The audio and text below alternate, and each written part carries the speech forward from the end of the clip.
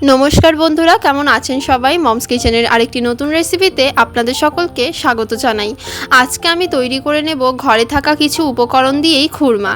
এটি তৈরি করার জন্য আপনাদেরকে প্রথমেই নিয়ে নিতে হবে একটি কড়াইতে কিছুটা পরিমাণে জল।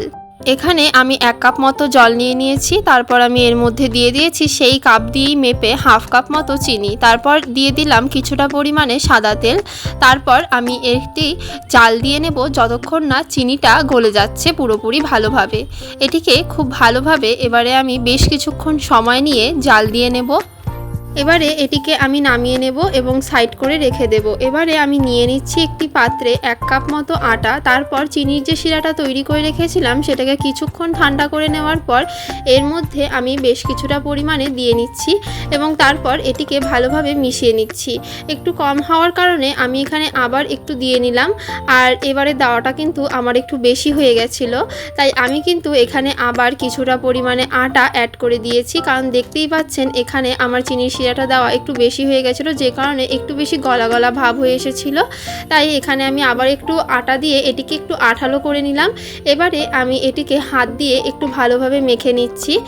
এটিকে হাত দিয়ে বেশ কিছুক্ষণ ভালোভাবে মেখে নেওয়ার পর এবারে আমি এটিকে নিয়ে নিচ্ছি। তারপর আমি এটিকে হাত দিয়ে চেপে চেপে দিচ্ছি। এখানে কিন্তু আপনাদেরকে বেলতে হবে না, হাত দিয়েই চেপে চেপে একটু রুটির শেপ দিয়ে নিতে হবে। আর হ্যাঁ, এটিকে কিন্তু রুটির শেপ দিলেও রুটির মতো পাতলা করা যাবে না, এটিকে বেশ কিছুটা পরিমাণে মোটা রাখতে হবে। আপনারা দেখতেই পারলেন। এবারে একটি ছুরির সাহায্যে এটিকে ঠিক এরকমভাবে কেটে নিতে হবে, ছোট ছোট কিউবের আকারে। এখানে এগুলিকে কেটে নিয়ে তারপর এগুলিকে আলাদা করে নিতে হবে। এখানে আমি আস্তে ধীরে এগুলিকে ছুরির সাহায্যে ঠিক সমানভাবে কেটে নিচ্ছি।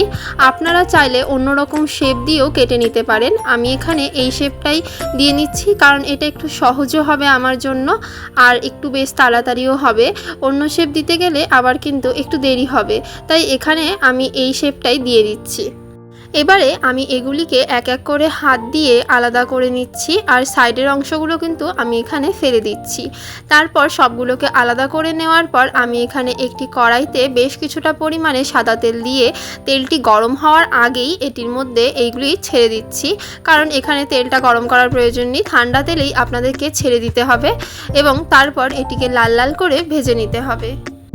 ব্যাস তৈরি হয়ে গেল আমাদের ঘরোয়া উপকরণ দিয়ে 10 মিনিটেই খুরমা। রেসিপিটি যদি আপনাদের ভালো লাগে তাহলে অবশ্যই বাড়িতে একবার ট্রাই করবেন এবং আমাকে কমেন্টে জানাতে ভুলবেন না যে আপনাদের কেমন লাগলো। ভিডিওটি যদি আপনাদের কিছুটা ভালো লেগে থাকে তাহলে অবশ্যই একটি লাইক করে দেবেন। আমার চ্যানেলের রেসিপিগুলি যদি আপনাদের ভালো লাগে তাহলে অবশ্যই আমার চ্যানেলটিকে সাবস্ক্রাইব করে দেবেন। আজকের মতো এইটুকুই, দেখা হচ্ছে আবার পরবর্তী একটি নতুন রেসিপি নিয়ে মমস কিচেনের আরেকটি নতুন ভিডিওতে। সবাই সুস্থ থাকবেন, ভালো থাকবেন, দেখা হচ্ছে আবার কালকে। সকলকে জানাই টাটা।